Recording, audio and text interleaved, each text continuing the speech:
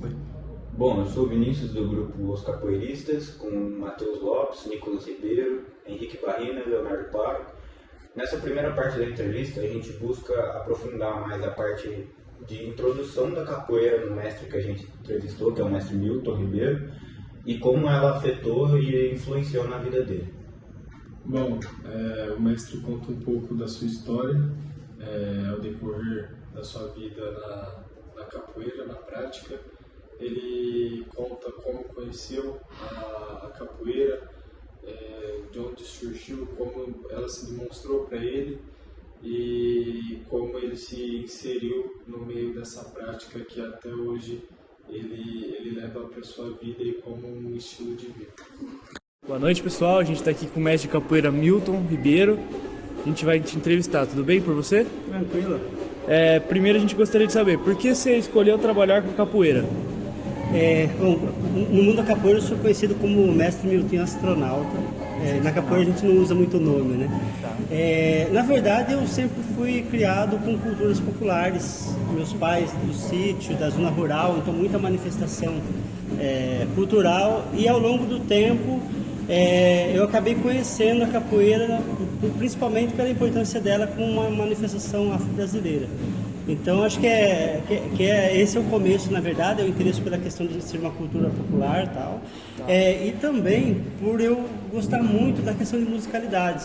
Então isso acabou me levando a gostar da capoeira não só como um esporte, mas também com uma perspectiva mais de integrar a parte física com a parte musicalidade, corporalidade e por aí vai. Beleza.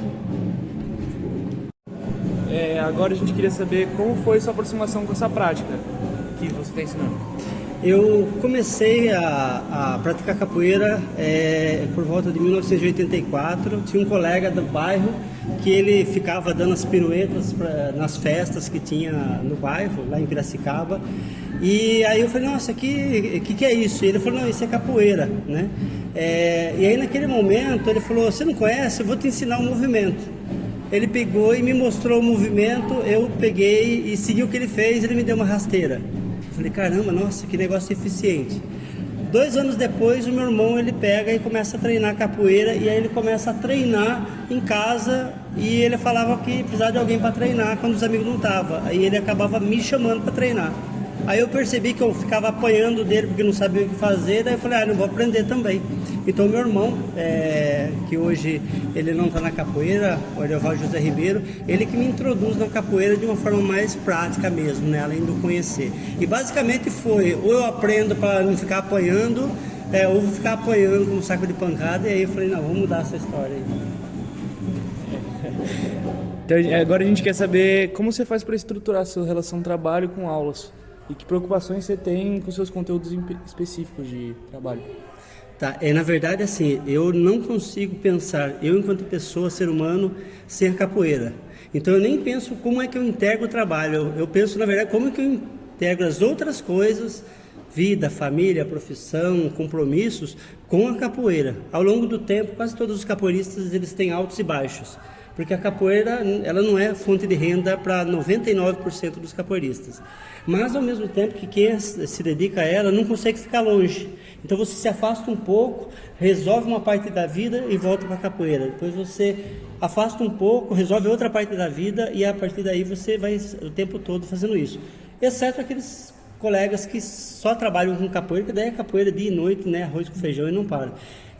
Mas para mim, se eu não conseguir integrar a capoeira com o meu trabalho, aqui no caso na universidade, no ensino, ou como pesquisador, né, que a gente acaba atuando também, eu vou sentir que eu não estou pleno. Então eu tenho que integrar. Então para mim capoeira, assim como a minha família, minha esposa e os filhos, são prioridades na minha vida. Eu acho que eu vou balanceando tudo junto dentro do processo. Tá bom, obrigado. Bom, nessa parte agora da entrevista, o Milton ele vai contar como é a sua relação com os seus alunos e se ele sente que seus alunos eles estão 100% ou se eles não estão totalmente focados ou participativos em suas aulas com o corpo presente. Vai ter também, ele vai contar como isso afeta as aulas dele e como ele faz para lidar com isso, além de contar especificidades técnicas e história da capoeira, curiosidades. tudo junto dentro do processo. Tá bom, obrigado. Agora a gente quer saber um pouco da sua aula. Se sente que os seus alunos estão focados na aula ou se tem uma ausência do corpo presente, você conhece esse termo?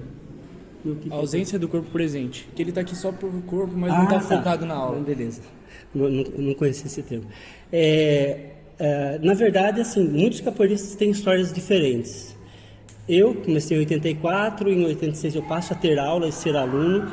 Ao longo do tempo, eu nunca me preocupei com o processo de formação na capoeira. Eu sempre quis viver a capoeira. Então eu nunca fiz um trabalho do ponto de vista de ter alunos. Então eu sou recém-consagrado a mestre de capoeira Angola, que é o tipo da capoeira que a gente faz, mas fazer um trabalho com alunos a gente começou praticamente esse ano. Historicamente eu sempre fiz muita coisa pela capoeira. Eu sou uma pessoa que gosta de fazer redes, articular as pessoas, fazer elas estarem próximas, fazer elas fazerem projetos juntos, mas só esse ano que eu comecei de verdade a ter um grupo, a GU Capoeira Angola, dentro da universidade. O que eu sinto que raramente o pessoal que está dentro do grupo e dentro das aulas, eles só estão aqui por estar. Na verdade, eles estão aqui porque de verdade eles estão se identificando e gostam, né? E aí isso não é só gente da Unesp, mas gente da sociedade que vem praticamente todas as aulas. Essa é uma coisa curiosa. A capoeira, em geral, quando ela não é oferecida como uma atividade complementar dentro de uma escolinha de educação infantil ou dentro de uma atividade só com uma alternativa, ela é feita em que as pessoas escolhem estar nela, a chance de você ter alguém que só está de corpo presente, mas não está integrado, é pequena. No geral, as pessoas estão ali. Exceto se você tem uma disciplina que o pessoal tem que pagar a disciplina, aí não adianta, mas isso é como qualquer disciplina, né? A nossa próxima pergunta agora vai sobre a capoeira mesmo. Você acha que ela pode contribuir para melhorar isso daí, o corpo presente? Com certeza. A capoeira ela acaba em si trabalhando muito o conceito de responsabilidade das pessoas, a noção de pertencimento. Então as pessoas passam a perceber que se ela não está naquele momento, naquele espaço, ou se ela está, mas ela não está integrada, ela se sente meio desconfortável. Então eu acho que ela sim ajuda muito nisso, e ela pode, pelo processo, vamos dizer, educacional, mais com uma perspectiva, vamos dizer, afrocêntrica, né, em que você olha mais o coletivo e olha menos, vamos dizer, individualidade. A capoeira ela traz muito isso forte. Então eu acredito que ela vai trabalhando ao longo do tempo e ela serve como uma forma de educar mesmo, de moldar as pessoas com um olhar diferente sobre as atividades que elas estão inseridas, e a partir daí elas deixam de só estar para principalmente estar. E você acha que isso atrapalha quando você está em sala de aula, essa ausência? A pessoa está desfocada? Então, eu vou falar enquanto professor fora da capoeira. Pode ser. Fora da capoeira, sim. É um desconforto muito grande. E como você faz para sanar esse problema, para melhorar? Dentro da universidade, nas disciplinas que eu sou responsável fora da capoeira, é tentar trazer os alunos para a responsabilidade. Primeiro, eles estão aqui porque eles escolheram um curso, eles estão aqui porque eles escolheram um processo de formação. Terceiro, a pessoa estando lá de corpo presente, mas ela não participando, ela está sem perceber onerando o Estado. O que é onerando o Estado?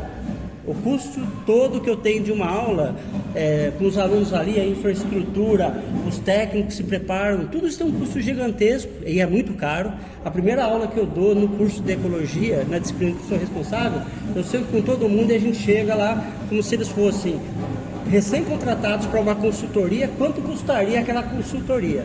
Então eu transformo a leitura deles de uma aula como se fosse uma atuação profissional, para eles saberem que daqui a pouco eles têm que ter esse olhar e passar a dar mais valor para o processo de formação em si. No caso da capoeira, como as pessoas em geral elas escolhem a capoeira, talvez seja diferente de vocês que têm uma grade, mas no geral não é assim, né? Eu acho que a gente tem menos problema em relação a isso. Sim. A gente queria saber agora como é seu histórico, a especificidade técnica que você tem sobre a capoeira. Curiosidades que você tem sobre a prática, coisa para contar pra gente. Então, uma coisa super curiosa na capoeira é que não existe um método certo, não existe um padrão de ensino. A própria história da capoeira ela é muito controversa em um monte de pontos. Num determinado momento, a capoeira ela ficava, vamos dizer, à margem da sociedade, ela era no Código Penal, as pessoas eram presos por praticar a capoeira, assim como outras manifestações, inclusive questões religiosas, mas a partir do momento que ela sai do Código Penal, ela fica no Código Penal entre 1889 até 1942. Quando ela sai do Código Penal e a sociedade e as comunidades assumem ela para si e passam a utilizar a oportunidade da capoeira como manifestação esportiva no primeiro momento, principal ali quando pega a década de 50, 60, né, uma capoeira mais com olhar físico e depois resgata outras coisas. Naquele momento a capoeira passa a ser para a sociedade uma alternativa de formação, de conscientização. A maior parte dos capoeiristas hoje em dia tentam entender a importância da capoeira na história, inclusive do Brasil. Na época que tinha lá a Princesa Isabel e tudo mais, tinha uma guarda negra que era composta só por capoeirista para proteger a Princesa Isabel. Então a capoeira ela participa de um monte de momentos históricos, e aí dentro do momento, vamos dizer, mais contemporâneo, década de 60, 70, quando a capoeira começa a ser acessada como uma atividade não só do pessoal das comunidades negras, mas da comunidade em geral, eu entendo que ela abre umas perspectivas, tem duas leituras.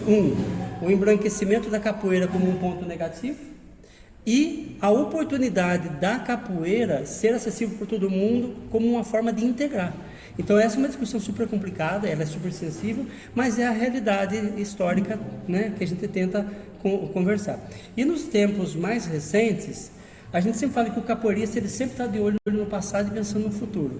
Pensando na tradição, mas ao mesmo tempo a tradição da década de 20 é diferente da de 30, é diferente da década de 40, é diferente da década de 80 e por aí vai. Então a gente precisa o tempo todo estar olhando o que a sociedade está puxando para o que é a capoeira, mas sem perder de vista o que é a nossa base histórica, o que é a nossa base dos ancestrais. E quando eu falo ancestrais, eu não estou falando só de seres humanos que a gente sabe o nome, mestre A, mestre B, mestre C, mas também os vínculos com a questão das culturas afro-brasileiras e das culturas africanas dentro do processo. E uma das coisas que se discute, só para fechar, discute muito hoje, é a capoeira de quem? A capoeira da onde? É fácil da gente pegar e tentar falar, não, a capoeira nasceu ali, nasceu lá, mas na verdade as manifestações elas nunca têm um local só de nascimento. Elas têm uma raiz, a raiz é africana. A capoeira é brasileira porque nasceu aqui, então ela é afro-brasileira por conta das matrizes. Mas hoje ela está no mundo inteiro. Hoje tem gente que está na Austrália, no Japão.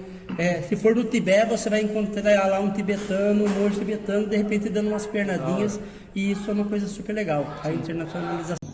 Bom, com isso encerramos a nossa entrevista com o mestre Newton. E para o grupo foi uma experiência bacana, pois nunca tivemos vivenciado, a maioria nunca teve vivenciado a capoeira, só o nosso colega Nicolas, e a visão que nós tivemos foi de trazer ao mestre uma aula feita por alunos dele, e a gente teve algumas aulas com ele em que conseguimos encaixar o ritmo e a expressão e conseguimos trazer para dentro da sala de aula e apresentar para os nossos alunos.